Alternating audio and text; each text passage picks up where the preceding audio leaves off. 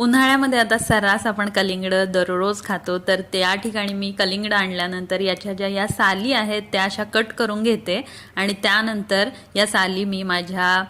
बाल्कनीमध्ये जी रोपं आहेत, कुंड्या आहेत, त्यांच्या या मुळाशी घालून टाकते, जेणेकरून 1-2 दिवसातच या साली ज्या आहेत त्या अगदी छान खडखडीत वाळतात आणि याच्यापासून झाडांसाठी लागणारं सुपर फूड पोषक द्रव्य जी आहेत ती देखील झाडांना मिळतात आणि वर्षभर माझ्या झाडांना भरपूर फुलं येतात। तर अशा पद्धतीनं या साली ज्या आहेत त्या टाकून न देता बरीच जी आपण उन्हाळ्यात जी फळं खातो त्याच्या साली टाकून न देता या पद्धतीनं असं झाडांच्या मुळाशी टाकायचं, जेणेकरून माती जी आहे ती देखील कोरडी होत नाही, कुंडीमध्ये छान ओलावा राहतो, मातीमध्ये छान ओलावा राहतो आणि आपल्या झाडांना असं हे सुपर फूड देखील मिळतं।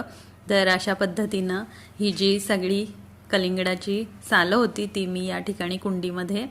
टाकती आहे आणि मातीमध्ये देखील भरपूर छान पोषक द्रव्य जे आहेत, मिनरल्स, विटॅमिन जे आहेत ते यापासून झाडांना मिळतात आणि अगदी छान असं हे इझी असं खत आहे, आपण घरच्या घरी झाडांना देऊ शकतो। तर अशा पद्धतीनं तुम्ही बघू शकता उन्हाळ्यात देखील भरपूर इथं फुलं जी आहेत ती झाडांना येतात। तर तुम्ही देखील हा प्रयोग नक्की करून बघा।